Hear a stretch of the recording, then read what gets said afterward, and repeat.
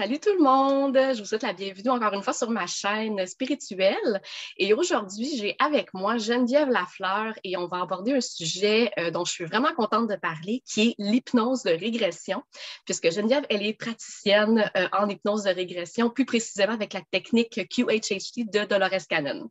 Alors, bienvenue Geneviève!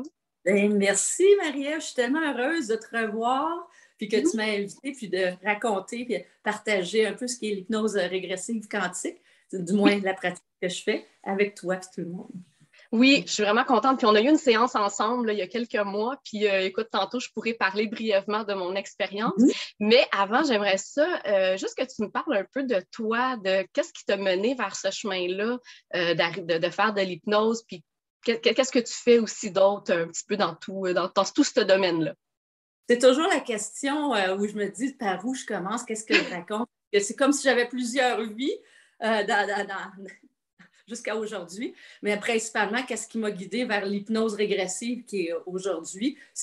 Parce que j'ai suivi mon cœur, mon âme, mon guts à tout coup, malgré le fait que c'est pas supposé d'être des métiers qui peuvent être viables, mais ce l'est. Mais pas juste ça, c'est pas un métier, c'est une mission de vie. Donc, quand je dis qu'est-ce qui m'a amené là, c'est de suivre mon cœur. Mais si on recule en arrière, je faisais le recul, puis je me disais, hey, finalement, c'est tous des événements traumatisants ou difficiles qui font qu'on a des switches. Fait que si tu veux, je vais commencer en 2000, mais je vais résumer quand même, parce qu'en 2000, j'ai toujours été très spirituelle, puis je pense que je suis née comme ça. Puis donc, tu sais, le développement personnel pour commencer, puis après ça, oups, on s'ouvre à ce qu'il y a de plus large. Puis même jeune, tu sais, quand j'étais jeune, il me semblait là, que je rêvais que je volais, puis je voulais essayer de voler, mais il y avait déjà toute cette autre dimension-là de présente en moi. Et où ça a commencé vraiment, c'était en 2000. C'est drôle, hein, l'an 2000, puis là, c'était supposé d'être la fin du monde, mais il y en a eu plusieurs annonces de fin du monde. Mais en 2000, j'ai fait ce qu'on appelle un burn-out. Moi, j'appelle ça un bore-out, qui vient du mot boring, ennuyé, parce que j'étais dans des services financiers. Je travaillais dans les services financiers. J'étais hyper bonne, c'était très payant, mais j'haïssais ça pour mourir, mais je ne le savais pas encore. Tu sais. Donc, j'avais suivi un peu les traces familiales dans les services financiers, mais ce n'est pas ce dont j'avais étudié à l'université. Au cégep à l'université, j'avais étudié dans des domaines de la psychologie, de l'enseignement et tout ça, et les ressources humaines. Et j'étais dans les services financiers, ça allait bien. Et un matin, je me suis réveillée, mais on voit que je n'étais plus capable d'aller travailler.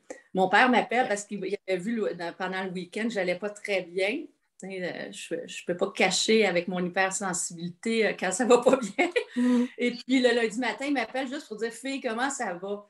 Puis je ne pouvais pas dire que ça allait bien. Tu sais, comment ça va, la question Fait que je me suis mis à pleurer. Fait que là, c'est lui qui m'a dit qu'il était haut dirigeant quand même dans les services financiers, tu sais, qui gérait du personnel. Il disait, ben là, on va voir le médecin, puis prend un arrêt, tu en as besoin. Puis là, moi, j'étais là comme, mais non, il faut que j'opère, que je travaille, puis je ne peux pas profiter du système. Tu sais, je pensais qu'il dit, non, le système est là quand on a besoin, et là, tu as besoin à l'évidence. Et je me suis rendu compte pendant cet arrêt de travail-là qui a dû durer pendant, je ne sais pas, 5-6 mois, que j'étais pas dans le bon domaine. Et c'est là que en même temps, il y avait d'autres raisons. Ma mère avait été hospitalisée, on y avait découvert une maladie, je ne savais pas combien de temps qu'elle allait vivre. Après ça, ma cousine, qui avait 36 ans à l'époque, était atteinte d'un cancer, puis elle en est décédée. Mais j'étais confrontée à la mort pour une des premières fois de gens proches de moi. Et ça a chamboulé. Fait qu'il y avait tout ça. Il y avait, oui, la mort, puis là, un travail qui ne faisait pas de sens pour moi. Et ça a été un temps d'arrêt incroyable où j'ai pu, mais incroyable, on s'entend, là, il y a quelques semaines et mois où des fois, on fait juste être sur le divan à regarder la neige tomber. Mais ça a été incroyable parce que j'ai profité de ce moment-là pour de refaire un portrait professionnel. J'avais étudié en gestion de carrière, de là l'enseignement. Et je me suis moi-même j'ai fait mon autoportrait de dire qu'est-ce que je veux faire. Et c'est là que j'ai réorienté pour être travailleur autonome en formation puis en coaching. Et donc, j'en ai profité pour monter mes services et tout ça, mais à des balbutiements, je ne savais pas ce que je faisais. Puis en 2000, on se retourne là, l'Internet existait, mais pas tant que ça. Non, non. Donc, c'était les livres. J'allais à la bibliothèque chercher des livres pour m'aider. Puis, c'est là que j'ai créé ma pratique à partir de là, tout en conservant un emploi puis en me réorientant en disant, mais je vais y aller dans l'enseignement. Et quand j'ai fait ce choix-là, qui était plus aligné avec qui j'étais, tout s'est placé et s'est ouvert devant moi. Les contrats de formation en gestion de carrière, en gestion de changement, en gestion du stress. Je venais de passer une période qui m'aidait à faire ça. Donc, ça a été la première étape, un burn-out. Puis ça a été dur pour mon ego. C'est toujours pour l'ego que c'est le plus dur. Hein?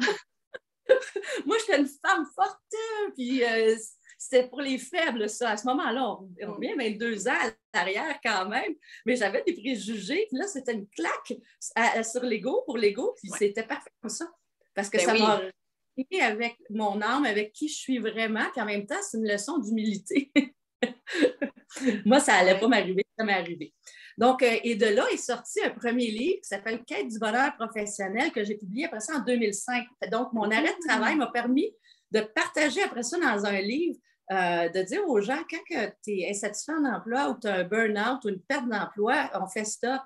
On ne s'énerve pas à retourner vite dans la même situation qui était inconfortable et qui nous a amené soit à cette perte d'emploi-là, à ce burn-out-là ou à l'insatisfaction. Puis stop, puis on s'arrête, on dit qu'est-ce qu'on veut vraiment faire. Et je me suis servi de mon arrêt et tous les exercices que j'avais fait moi-même pour les partager dans ce livre-là.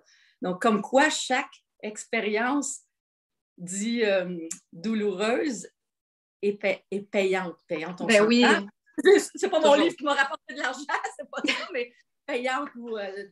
pour l'âme, c'est payant pour l'âme. Exact, et pour les autres aussi, c'est le partage avec les autres. Donc, ça, c'était la première étape.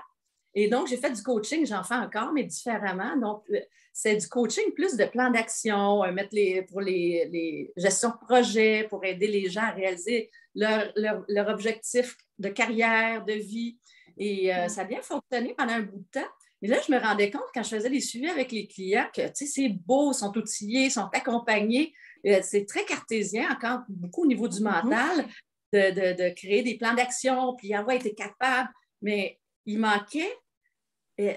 les gens, on dirait que ça avortait à un moment donné. Puis là, je me suis remis en question. Ça n'avait pas parce que je veux diminuer, mais ça n'avait pas rien à voir avec la méthode que j'amenais, du moins au niveau cartésien. Mais là, c'était qu'il y avait des blocages au niveau de l'inconscient des gens sur leur capacité de réussir ou sur leur capacité de vivre l'abondance à travers d'aller vers ce qui les fait vibrer vraiment, un peu comme je t'ai dit au début, qu'on pense que ce n'est pas un métier ou que ce n'est pas possible. C'est des vieux conditionnements, des préjugés qu'on a, des croyances qu'on nous a inculquées. Mais quand ça, ce n'est pas des faits, de voir le plus beau plan d'action sur la planète, là, dans l'univers, ça ne fonctionne pas. Ben non, c'est ça. C'est le même principe que la loi d'attraction, c'est-à-dire que tu ne peux pas attirer l'abondance comme l'argent si tu es convaincu que l'argent, c'est mauvais, c'est mal ou que... Fait que c'est tous des blocages comme ça que les gens ont souvent, puis que peu importe ce qu'ils font, ça ne marchera pas. Oui, bien exactement. Puis ça m'amène justement, c'est drôle que tu parles de ça parce que la fameuse loi de l'attraction a été beaucoup popularisée par le livre Le Secret, qui a fait un tabac là, à travers le monde. Il y a du bien dans le livre Le Secret, mais c'est pas mauvais, mais c'était très la pensée positive. Et comme tu mentionnes, si tu as une programmation de l'inconscient qui n'y croit pas, ça n'arrive pas. Ben c'est ça, le livre Le Secret, bon, je l'avais lu aussi, puis c'était probablement une première introduction qui était bien pour l'époque, mais moi, je trouve ça tellement incomplet. Puis je trouvais qu'il était trop axé sur le matériel. Moi, en le lisant, j'étais comme, OK, peux-tu parler d'autre chose que juste l'argent, là? Fait que oui. Oui, c'est les commentaires qu'on reçoit souvent. Donc, à partir de là, j'ai écrit un autre livre qui a été publié en 2010. Parce qu'il faut comprendre des livres, là, pour moi, ça traîne dans l'ordinateur puis dans le tiroir, si on peut dire, pendant des années. C'est pas, je ne m'assois pas puis j'écris. C'est un passe-temps. OK? Donc, des fois, ça prend 5 ans ou 2 ans que je n'écris plus. Puis je vais ensuite m'y remettre. Puis ça sort toujours au bon moment. Tu sais. Et donc, en 2010, j'ai publié le livre qui s'appelle « Sortez du moule et changez votre vie ». Je les ai réédités en version numérique avec d'autres titres, là, maintenant que j'ai retrouvé mes droits d'auteur. Mais ça, c'était pas en réaction, mais en continuité avec Le Secret, le livre Le Secret, parce que je trouvais que ça... Tu sais, on demande à l'univers, c'est clair qu'on demande à l'univers, mais ça déresponsabilisait la personne. Il disait, ben moi, je fais tout, je demande à l'univers, j'envoie mes vœux, mais ça n'arrive pas. Encore une fois, on était dans le blocage de l'inconscient. Voilà. Donc, la vibration intérieure c'était une programmation tout autre que le mental qui exprimait ce qu'il voulait. Donc, ça a été... pas en réaction. J'ai bien aimé Le Secret aussi, comme tu dis, ça a été une production. Est-ce que tu dirais que ça a été justement quelque chose qui t'a mené un peu plus vers l'hypnose, qui justement va atteindre les blocages? Est-ce que ça a été un point de départ? Attends, ça me prenait un autre trauma, là. Ah, OK! Faut checker la barrette. Donc, 2011, on dirait que c'est presque aux 10 ans, là, mais là, c'est en 2011. On parle de 2000, mon burn-out, puis moi, la femme forte, ça n'arriverait pas à moi. Bon, ça m'est arrivé. Entendez l'ironie là-dedans. Et 2011, ma maison passe au feu. En février, ça va faire 11 ans, au mois de février, en pleine nuit, moins 24, moins 30 dehors environ. Et puis, c'est mon chat, mon feu Roméo, il est décédé depuis, mais qui m'a réveillée pour m'avertir. Donc, je suis partie en sortant. Puis, en sortant de la maison, j'avais les 2 chats en dessous des bras, la robe de chambre. Il faisait froid, mais tu sais, je pense que j'ai dû prendre... j'avais mon cellulaire pour appeler le 911. Et je parlais au 911 en même temps, en essayant d'aller dans l'auto avec les 2 chats. Là, je disais, ma maison est en feu, ma maison est en feu. Je suis en vie, je suis en vie. Ma maison est en feu, je suis en vie. C'était ça qui se répétait. Wow! Oh yes, je garde la chair de poule. Mais regarde, tu ne verras pas que les chandails qu'on a, on est au Québec à moins 30 aujourd'hui. Puis, c'est là que j'ai compris que ça l'a réveillé des mémoires karmiques. Ma maison est en feu. Et tu vas comprendre quand tu vas expliquer ta séance aussi, le feu. Je suis en vie. Ouais. C'est comme si, enfin, le feu, cette fois-ci, je m'en sortais vivante. Donc, ça l'a réveillé une mémoire karmique de mort et à ce moment-là, je ne l'ai pas identifié, mais c'est après parce que au début, j'étais très positive. Je me disais, hey, le feu de ma maison, positive, on s'entend, là. Hein? Mais je me disais, bon, moi, je cherchais comment rénover, je n'avais pas les moyens financiers, je souhaitais avoir des nouveaux meubles, je n'avais pas les moyens financiers et j'avais vraiment lancé ça dans l'univers. L'univers m'a répondu. Voilà. Et heureusement, je dis tout le temps dans la santé et la bienveillance de tous, et je suis sortie vivante de ça. Ouais. Donc, au début, la pensée positive était là. Ah, mais je vais avoir des nouveaux meubles. Et, je voulais voir le positif de l'événement parce que c'est assez traumatisant. Mais 3 semaines après l'événement, malgré mon positivisme, le corps n'a pas suivi, ou en tout cas le conscient, et le stress post-traumatique a débuté. Crise de panique, d'angoisse. Moi, non, je n'avais jamais fait ça, pas consciemment ou pas aussi intensément. Et c'était encore une fois, ça ne m'arrivait pas à moi. On s'entend, l'ego mangeait encore une claque, mais c'est correct, c'était parfait, mais j'étais à terre assez longtemps, puis il est arrivé plusieurs événements à travers ça. Et ça a duré quelques années, d'ailleurs. Et le stress post-traumatique, tu entends le bip bip parce que ta toast brûle là, du détecteur de fumée, puis si ça se réveille, tu entends les pompiers figeaient sur la rue. Quand on voyait les annonces, ici au Québec, en tout cas, là, on les a vues, les grandes pancartes sur les routes où tu avais les pieds de la morgue avec une étiquette qui disait que le feu brûle, mais la fumée tue. C'est juste voir ça, aussi, fait que j'ai dû faire plusieurs démarches et pendant ce moment d'arrêt-là, j'étais complètement arrêtée. Puis là, moi, j'avais sorti mon 2e livre en septembre 2010. Ça roulait, j'avais des formations à travers le Québec auprès dans des entreprises, auprès des gestionnaires, au niveau des formations au niveau des communications, tout ce qui était au niveau de la gestion d'équipes de travail, la reconnaissance des équipes de travail, tout ce qui est au niveau humain, des ressources humaines. Ça roulait. J'ai continué à rouler parce que j'avais des contrats, mais je roulais, là, je gardais le cap, mais ça s'en allait comme ça. Puis je n'avais pas le contrôle. Ceux qui ont déjà fait des crises de panique ou d'angoisse le savent. Tu as beau dire, tu es couché à terre parce que tu tu n'allais pas bien, puis tu dis ton cerveau dit à ton corps, lève-toi, mais le corps, il ne lève pas. Là. C'est ça. Fait que je continuais quand même à garder le cap, mais j'ai sombré. Et pendant cet arrêt-là, je suis tombée comme par hasard sur un soin énergétique. C'était un salon, on m'invitait à un salon de mieux-être, des choses de même. Évidemment, je ne suis pas allée, je n'avais pas l'énergie, mais je vois qu'il y avait un kiosque pour les soins énergétiques TIFA. Là, je dis, c'est quoi ça? Je Google ça. Et TIFA, c'est un soin énergétique, ça fait 25 ans que c'est sur pied au Québec, mis sur pied par ma prof Geneviève Gagnon. Puis pour déloger, par le soin énergétique, ça déloge les mémoires corporelles du corps que l'inconscient que le corps garde au niveau de l'inconscient. Et ça aide à libérer le système nerveux. Mais moi, j'appelle pour prendre rendez-vous. Et évidemment, elle est bookée mur à mur pour des mois. Et par hasard, on s'entend le hasard, le lendemain, elle avait eu une annulation pour le lendemain. Puis moi, je suis allée. Wow! Et ça a été une révélation parce que je n'avais jamais vécu ça, des soins énergétiques. Et j'ai failli vomir pendant le soin tellement j'étais pognée comme ça. Okay. C'est rare, ça arrive aussi intensément. Et puis, comme par hasard, elle aussi, elle venait de passer au feu, mais elle ne le vivait pas du tout comme moi. OK. Et quand j'ai vu ça, j'ai dit, hey, moi, je veux suivre la formation. Et j'ai suivi la formation. Je dis, c'est pas vrai que je vais garder ça pour moi, le bien-être que ça a fait. Donc, ça a commencé là, la démarche plus de l'inconscient.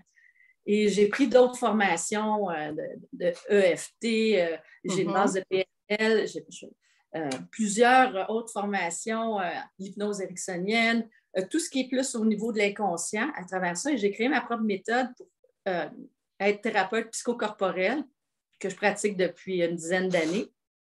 Donc ça, je trouvais que c'était incroyable de déprogrammer des mémoires de l'inconscient et les reprogrammer, puis que ça avait des effets rapides chez les gens. OK.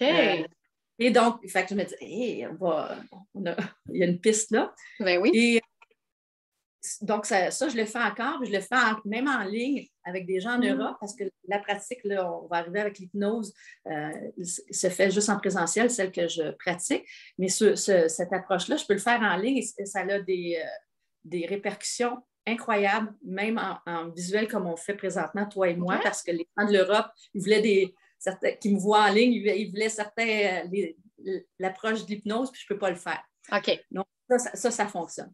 Et là, 2020, qu'est-ce qui est arrivé en 2020? Je ne sais pas. Hein? Il s'est passé quelque chose, là. Donc, 2020, la crise planétaire. Oui. Et à ce moment-là, moi, j'étais contente parce que ça me donnait une pause. J'étais pas mal occupée. Je roulais beaucoup. Puis, c'était comme tout le monde les 2 premières semaines. Hey, cocooning, on est heureuse. Mais après ça, j'ai vu le portrait assez large de ce qui se passait. Et là, la panique a embarqué. Parce que c'est comme si je voyais d'avance tout ce qui, à ce jour, est arrivé. J'étais comme, hey, exactement. Il faut que je réveille les gens. Puis là, les réveiller au niveau moi, je parlais de manipulation de masse, les techniques c'était bienveillant, c'était pas réveillez-vous, il n'y avait pas c'était vraiment, écoute, on a besoin d'être unis, tout le monde. Et aussi, ce que ça faisait, ça réveillait des mémoires karmiques, encore une fois. Oh oui. De panique. Toi aussi, tu vas en parler tantôt, je crois. Donc, c'était ça. Puis j'étais un peu... Ça a été un moment d'arrêt où j'étais figée, puis en mode de réflexion. Donc, évidemment, à cause des mesures, j'avais mes activités étaient pas mal toutes arrêtées. Et je savais qu'il y avait quelque chose de nouveau qui s'en venait pour moi, puis je ne savais pas quoi. Mais je le savais, c'était latent, fait que je laissais ce mouvement-là être. Puis j'ai essayé différents soins, puis j'ai dit, il y a une nouvelle approche que je vais avoir, puis il y en a d'autres soins comme en polarité, même si c'était bon, ça a été bienveillant pour moi, c'était pas ça que je voulais faire. Et Dolores Cannon, je la connaissais depuis quelques années. J'écoutais ses vidéos. Ça me parlait, toute l'approche avec la nouvelle Terre, les vagues de volontaires. Je ne sais pas si j'avais commencé à lire ses livres. Oui, sûrement, absolument. Puis j'étais fascinée. Des fois, là, je remettais, là, pendant que tu fais du ménage de la popote, les vidéos de Dolores Cannon sur YouTube, puis je les écoutais. Ça pouvait faire 5 fois que j'écoutais la même vidéo, mais c'était bénéfique et incroyable à chaque fois. Cette femme-là venait me parler directement à l'âme. Et à la fin 2020, en décembre, je vois l'information pour les formations d'hypnose QHHT, tu as le niveau 1 et 2. Donc, du niveau 1, puis là, j'étais là, est-ce que je le fais, est-ce que je le fais pas? Puis là, le mental embarqué, ouais, mais ça coûte cher, ah là là, tu sais, là, Puis à un moment donné, j'ai fait comme, non, c'est ça. Et je me suis inscrite et ça a déboulé parce que je me disais, ça, c'est le fun, c'est que ça va au-delà de l'inconscient, on va encore plus haut, on va parler avec le subconscient. Et là, j'ai dit, ça fait 10 ans que je roule avec l'inconscient. Je continue, évidemment, le subconscient, l'inconscient, ils se voisinent pas mal, ces deux-là. Puis on mélange souvent aussi leur rôle. Et ça a démarré là, depuis là maintenant 1 an. OK. Fait que c'est quand même assez récent pour ce qui est du QHHT. Oui, mais ça rejoint beaucoup l'autre approche de l'inconscient, mais c'est pas pareil du tout. Non. Mais ça rejoint quand même tout le langage de l'inconscient, parce que le langage de l'inconscient, il ne parle pas comme on parle maintenant avec les mots. Il parle avec les métaphores, les symboliques, les histoires, le corps, les ressentis. Donc, on est dans le même langage. Fait que pour moi, c'était du connu, mais j'upgradais. Excusez l'anglicisme. Oui, mais je comprends. OK. Puis là, tu sais, la technique en tant que telle, QHHT, elle a-tu quelque chose de différent? Ou bon, là, tu parles subconscient, inconscient. Qu'est-ce qui en fait une technique si efficace? Qu'est-ce que Dolores Cannon, elle a fait de différent? Oui, bien, Dolores Cannon, pour ceux qui ne connaissent pas l'histoire, c'est que dans les années... Elle est décédée en 2014 à l'âge de 83 ans. Donc, on se situe dans le temps. Dans les années 60, elle faisait de l'hypnose. Je ne sais pas si c'était ericksonienne, mais ça ressemble à ça, mais dites pour arrêter de fumer, perdre du poids, l'hypnose régulière. Là, donc, mais dans les années 60, c'était pas régulier. Hein? C'était vu assez bizarrement, l'hypnose, où tu vas jouer dans la tête des gens. Même encore aujourd'hui, il y en a qui pensent que c'est ça et qui ont peur d'être manipulés. Oui. On n'est pas là avec Mesmer, puis ton subconscient ne va pas faire en sorte que tu vas être manipulable. Tu vas en parler, tu l'as vécu. Donc, quand c'est pas bon pour la personne, le subconscient bloque. Fait comme non, on ne va pas là. Ben voilà, c'est sûr. Oui, donc, dans les années 60, elle faisait ça. Il y a une cliente qui a essayé de perdre du poids, qui avait tout essayé, n'avait pas réussi. Et elle s'est rendue avec Dolores Cannon sous hypnose. Et pendant sa séance, cette dame-là s'est retrouvée dans une vie ancienne, une vie karmique, en régression d'une vie où elle avait vécu la famine. Donc, aujourd'hui, elle ne vivait pas la famine. Elle dit, c'est pas vrai que je vais revivre ça, mais c'est tout dans l'inconscient, dans le subconscient. Et donc, en retournant dans la vie, la source originelle qui était dans une vie ancienne, une vie passée de son trouble alimentaire aujourd'hui, et en libérant toutes les mémoires s'y rattachant, karmiques, cellulaires et ou intergénérationnelles par le subconscient, bien, ça réglait le trouble actuel. Voilà. Et c'est là que Dolores Cannon a dit il y a quelque chose d'intéressant, qu'elle a commencé. Tu sais, je pense que c'est pas mal elle qui a initié ce type d'approche-là, régressive. Et il y a d'autres méthodes qui se sont jointes par la suite. Et c'est là qu'elle a vu, OK, on peut aller beaucoup plus creux et beaucoup plus rapide. Et elle a travaillé sur cette méthode-là pendant à peu près une vingtaine d'années, 25 ans environ, pour la développer. Et elle a vu qu'on pouvait accéder à sa conscience supérieure, qu'elle appelle le subconscient, mais ce n'est pas le subconscient comme Freud ou Jung l'appelle. Je crois que je me sers beaucoup des travaux de Jung pour les archétypes et symboliques de l'inconscient, là, qui est un mentor que j'apprécie. Et donc, en allant parler directement avec ta conscience supérieure, certaines l'appellent l'âme ou autre, on pouvait avoir des réponses tout autre que celle du mental égotique peut avoir à des situations.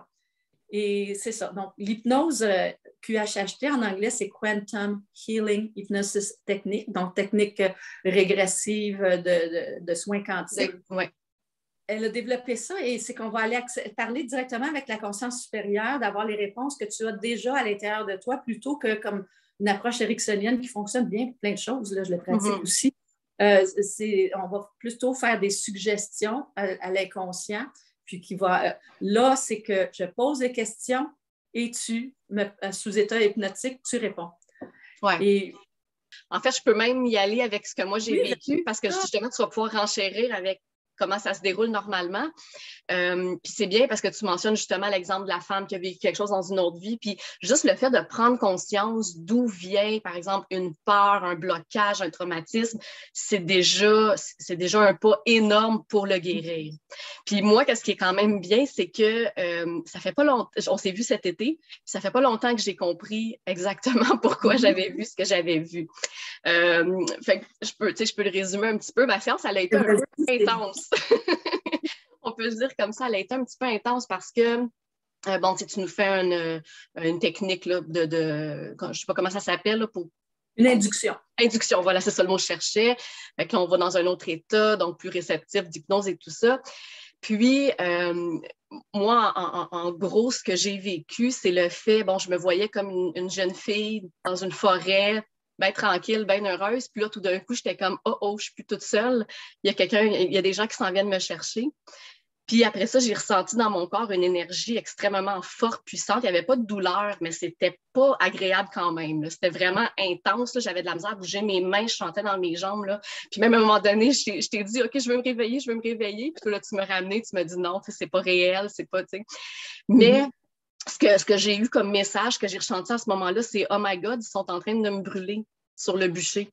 Donc, la vie que j'ai vécue, c'est donc probablement une des morts, si ce n'est pas la mort la plus traumatique que j'ai pu vivre dans une autre vie. Parce que justement, parce que je n'ai pas, disons, suivi les règles, je n'ai pas suivi toutes les dogmes. Donc, tu ne suis pas les règles parce que tu guérissais les gens avec tes plantes. Oui, c'est ça. Donc, j'ai probablement fait partie des milliers de femmes qui ont été emprisonnées, jugées comme étant des sorcières et tout ça, et brûlées, tu sais. Les rouquites, hein? Tes rouquites, toi aussi. Oui, c'est ça. Ben ça, c'est pas ma couleur naturelle, mais mon pigment, il est roux. Fait que peut-être. Oui. Puis c'est ça, donc sur le coup, j'ai fait, my God, c'est intense. T'sais. Puis bon, ça, on s'entend dans la séance, ça a duré 2-3 minutes, puis la séance au complet était 45 minutes, je pense, l'enregistrement, donc ça n'a pas été ça tout le long. Mais ça a été quand même intense. Puis dernièrement, j'ai compris parce que j'ai eu une genre de mini crise de panique dans laquelle j'ai vraiment, à cause de tout ce qu'on vit en ce moment, je me suis sentie, et le mot qui m'est venu, c'est persécutée. Voilà. Et je me sentais encore comme ils s'en viennent me chercher. Je le ressentais exactement pareil. Je suis persécutée. Et là, j'ai fait « Ah, OK, je comprends. Je comprends pourquoi j'ai eu à voir ça pour le guérir. Parce que je le sais que dans la situation actuelle, c'est pas la même chose. Et je le sais que dans cette vie-ci, je suis pas venue pour ça. Et il n'y a personne qui va me brûler, ni littéralement, ni métaphoriquement. » Oui, donc, dans ta séance, c'était ça que ça disait, je l'ai réécouté hier et ce matin, que je suis en sécurité, tu sais. Puis tes mémoires d'être persécutée, c'est un peu ça que je disais tantôt en 2020, que j'avais ces mémoires-là. Et c'est bon que tu l'amènes parce qu'il y a plein de gens qui ont ces mémoires-là, puis qui créent des peurs. Puis je veux que tu continues parce que c'est une illusion que ça disait, ou que c'est fait, oui. Tu ne reviens pas ici pour ça. Ben voilà, c'est ça, c'était de me dire, ben c'est fini, effectivement. Donc, ça, c'est fait. Je ne reviendrai pas vivre une deuxième fois le même traumatisme. Puis, mais je sais que ça a été un fort traumatisme pour mon âme, probablement. Donc, c'est normal que ça soit là. Puis, ben voilà, on est dans une situation qui permet de réveiller ces mémoires-là de persécution. Ça, c'est assuré, tu sais. Puis, juste le fait que je vive ici en ce moment, en 2022, et pas ailleurs, où la situation est différente parce que chaque être humain ne vit pas la même chose, ben là, j'ai fait, OK, c'est pour ça. Là. En ce moment, ça remonte, ça me donne de l'angoisse incroyable, mais c'est pour que je puisse en prendre conscience et le libérer puis dire non, c'est pas ça. Je suis pas venue ici pour ça. Il y a personne qui va me persécuter cette fois. Je vais me tenir debout. Je m'en fous qu'on me traite de sorcière, métaphoriquement, mais c'est pas pour ça que je suis venue. Fait que ça a pris quand même, c'est ça, comme je dis, quelques mois sur le coup. J'étais comme OK, tu sais. Puis je m'étais même posé la question parce que dans le livre de Dolores Cannon, on entend souvent des gens qui vivent l'expérience que oh mon Dieu, je flottais, j'avais pas de corps, wow. Puis je l'ai moins eu ça dans ma séance à moi. Ça a été plus comme ce traumatisme-là. Puis je me suis demandé pourquoi. J'étais comme, comment ça se fait? Moi, j'ai pas vu ça, j'ai pas vécu cette belle sensation-là de ne pas avoir de corps. Puis j'ai eu la réponse par moi-même quelques temps après. Puis c'était que déjà que j'ai de la misère à accepter mon incarnation. Si on m'avait montré ça, j'aurais trouvé ça encore plus dur. Parce que de rester ici. c'est ça, parce que c'est des choses que je sais, que j'ai toujours su. J'ai toujours su que ça, là, c'est pas ce qui je suis, là, tu sais. C'est juste une enveloppe. Donc, je le sais qu'il y a autre chose, puis que j'existe sur un autre niveau, si on peut dire. Mais en ce moment, puis on en avait parlé, je me rappelle, toi, puis moi, cette idée-là d'accepter son incarnation, c'est difficile pour beaucoup de gens, puis moi, ça reste encore un de mes défis. D'accepter que je suis ici maintenant en ce moment, puis ben, j'ai quelque chose à faire, donc je suis aussi bien de le faire. Tu sais. Ouais. Puis ton expérience va parler à tellement de monde parce que c'est fréquent. Tout ce que tu dis là, c'est très fréquent que j'entends ça. Et tu as eu quand même, tu as volé un peu parce que je t'ai laissé flotter. Tu flottais dans. Je ne sais pas si tu as réécouté beaucoup parce que la séance est enregistrée, les gens repartent avec l'enregistrement et c'est essentiel de réécouter. Il y en a qui ne réécoutent pas, qui disent ça va bien, mais c'est là, même 5 mois, 6 mois plus tard, on recomprend. Regarde, toi, ça fait 6 mois, là, ta séance. Oui, c'est ça. En fait, je ne l'ai pas réécouté tout de suite après parce que je ne m'en sentais pas capable. Ouais. Ça a pris quelques mois, effectivement, avant que je le réécoute. Mais oui, tu sais, comme tu dis, j'ai flotté un petit peu, mais j'avais encore le corps. Le corps est encore là, je le sentais encore. Tu sais, j'avais pas eu disons, la belle sensation de libération, là. Mais oui. Bien, c'est ça. Puis c'est fréquent aussi que le subconscient dise à la personne qu'il ne l'amène pas là parce qu'ils vont vouloir rester dans cet environnement-là, mais il ne reste pas, je vous ramène. Non. Pas.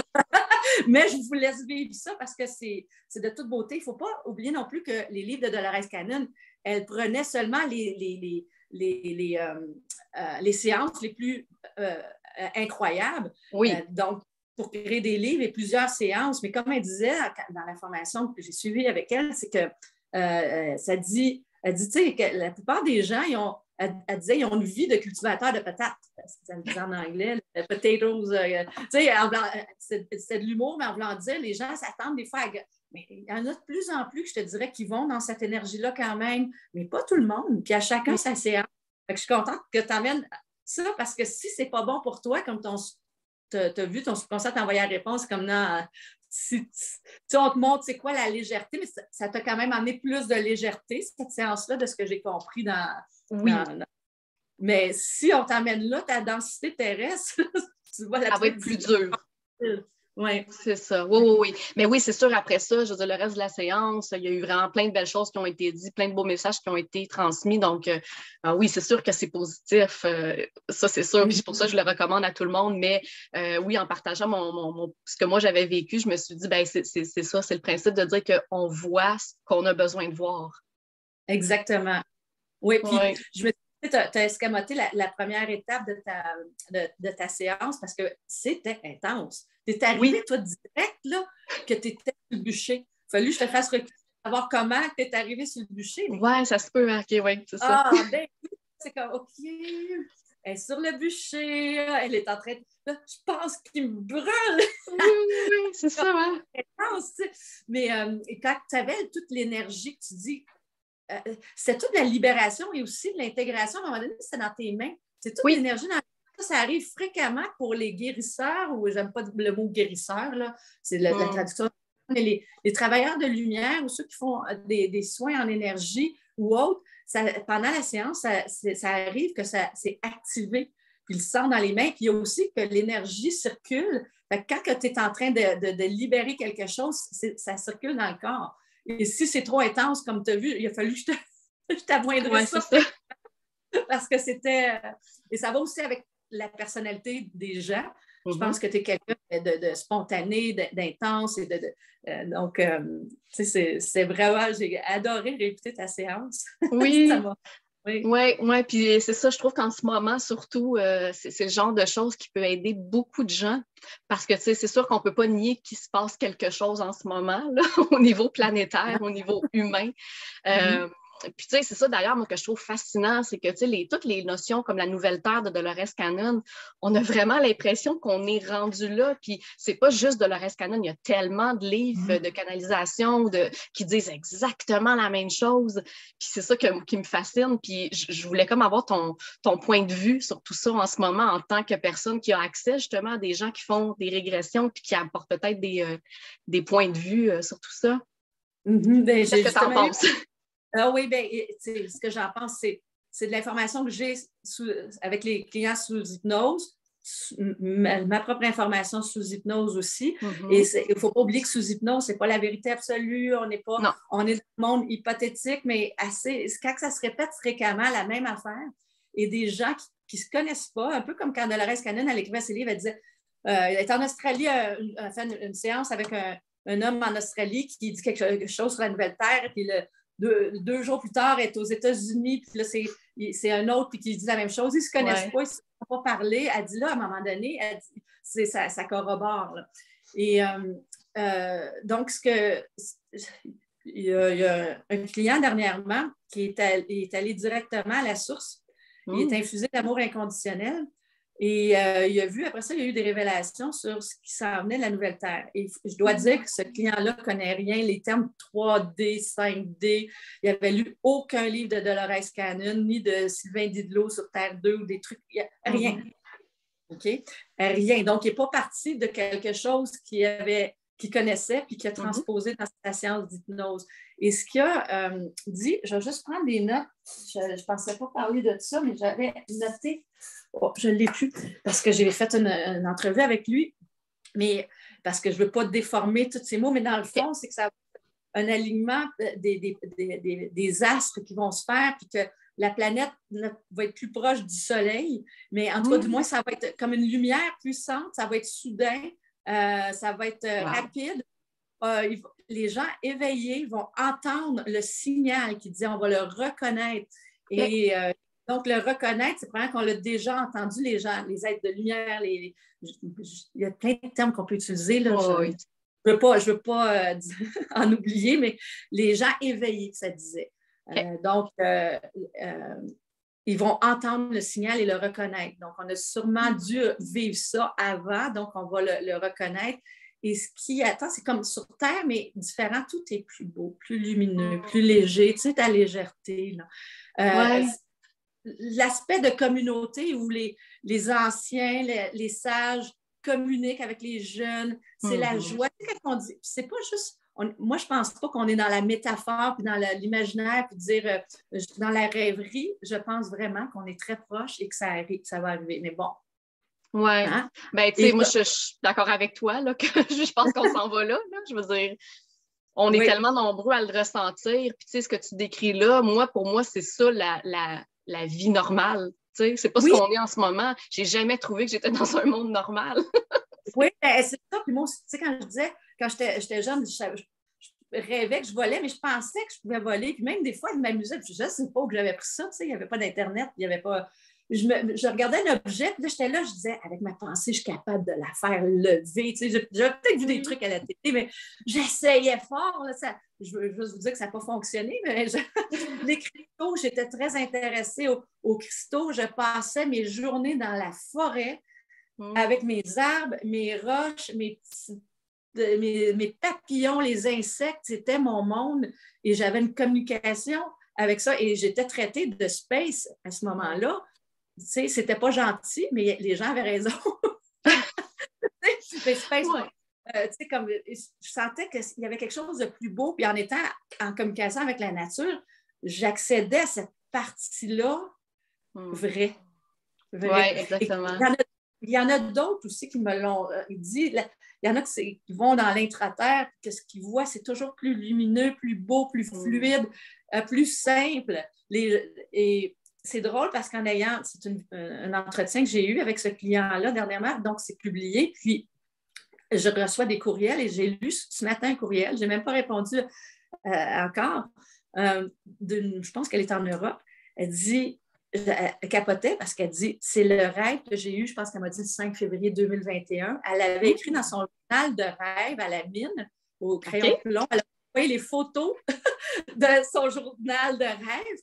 Et c'était exactement comme, je peux nommer, c'est Gary, le client, parce que de toute façon, il est public, la vidéo est publique. Donc, comme Gary avait vu, Laure a dit, c'est pareil, puis elle dit, je rêvais, là, je l'ai lu juste une fois, là, mais elle rêvait qu'elle était chez elle à la maison, son père était assis à la cuisine, son fils était là, sa mère, puis elle s'est vue, comme elle a vu une lumière, elle pensait que c'était comme un croissant de lune, mais quand elle a regardé par la fenêtre dans son rêve, le croissant de lune était pas uniforme, là, tu sais, pas, il était difforme un peu, fait qu'elle a vu que c'était pas nécessairement la lune, mais c'était une lumière qui s'est rapprochée.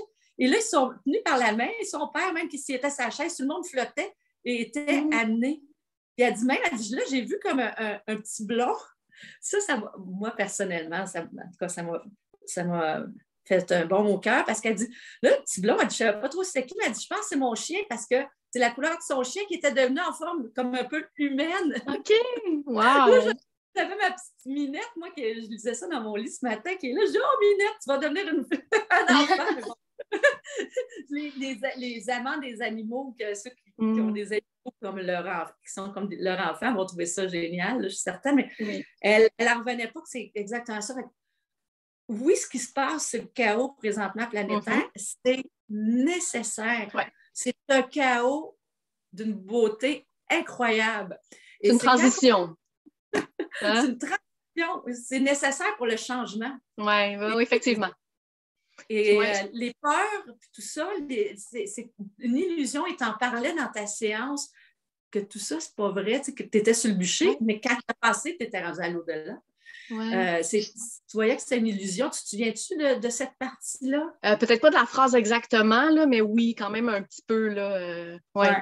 Parce que tu le répétais souvent, c'est pas vrai. C'est ici, okay, c'est là la vérité. Quand tu disais que c'est le vrai monde, là, c'est ça, la joie, l'amour, le partage, la légèreté, la liberté, la simplicité. Oui, c'est ça. Et ce que Gary disait dans sa séance, c'est que en tout cas, tout le monde va être amené, plusieurs, on est beaucoup moins de monde, qu'il disait, mais qu'à un moment donné, c'est chacun son rythme. Et ceux qui restent sur la Terre, telle qu'elle est, dans la Terre illusoire, parce que c'est comme s'il était sous un dôme qui disait, puis je vous le dis, là, il n'y a pas eu des trucs, des patentes ésotériques, il n'y a rien. Il n'y avait pas de connaissance de ça. Comme un dôme, puis que c'est de la boucane autour, que les gens ne voient plus rien. OK, ben oui, hein? L'écran de fumée. Et, tu sais, pour ceux qui s'inquiètent ben oui, mais ceux qui restent dans le dôme, là, j'utilise je ne sais pas si c'est le terme exact, ces images, du moins symboliques. Tu sais, parce que ceux qui font l'ascension sur la nouvelle Terre, lui, il l'appelait Terre divine, c'était tellement beau. Je dis, t'es où, là? Tu sais, c'est où? Puis à un moment donné, il dit Terre divine. Écoute, j'étais émue. Et ceux qui ne font pas la transition, parce que là, tu te dis, ben, mes enfants, mes parents, mes frères, mes soeurs, mes amis qui ne viennent pas, je vais pleurer. Non, on n'est plus dans la même fréquence. On n'est pas en deuil, on est rendu au niveau de l'âme, ils continuent leur chemin sur ce qu'ils ont à faire, sur ce qu'ils ont à expérimenter. On n'est plus dans la dualité puis dans l'émotion de peine et de peur. Oui, ben c'est ça, c'est la peur. Hein? Quand la peur, elle s'en va, tout change. Là. Tu peux juste être dans l'amour pur à ce moment-là quand tu te libères de la peur. Tu sais. Oui. La peur, c'est illusoire, c'est un schéma mental qui est formaté, conditionné. On ne naît pas avec ça, ça n'existe pas. C'est des programmations. Oui, c'est très drôle parce que je viens de faire une entrevue là, pour parler de la peur aussi là, avec une autre personne. Puis c'est ça, c'est le même principe de dire que c'est le mental, c'est lui là, qui fait les peurs, puis c'est toujours une illusion. Puis je peux le répéter parce que dans cette entrevue-là, j'ai mentionné, tu connais-tu en anglais le mot peur qui est fear? As-tu déjà entendu l'acronyme de False Evidence Appearing Real? Non, mais c'est bien ça. Moi, j'adore ça parce que je trouve que c'est exactement ce que c'est, c'est-à-dire quelque chose de faux, ça a l'air d'une preuve, mais c'est faux puis ça semble réel. Bien, on pourrait dire que la peur, c'est toujours ça, mais on est tellement dedans en ce moment que c'est sûr que c'est pas toujours facile de se libérer de l'illusion, tu sais. Oui, et si je peux donner une information aux gens, c'est ce qui nous retient à ne pas ascensionner, la peur. Oui, je suis entièrement d'accord avec toi. Stop. Et Dolores Cannon disait please don't feed the fears. T'sais, arrêtez de nourrir les peurs. Et c'est vraiment même ce qui retient et ça crée un égrégore collectif et c'est tellement néfaste en sachant que la peur, de toute façon, est liée soit au passé, soit au futur. On n'est pas dans le moment présent et ce qui va créer le futur, quel chemin on prend pour notre futur, c'est notre état de calme, de bien-être dans la tourmente, en s'agenouillant. Quoi? Ce qui s'en vient, c'est beau. C'est beau.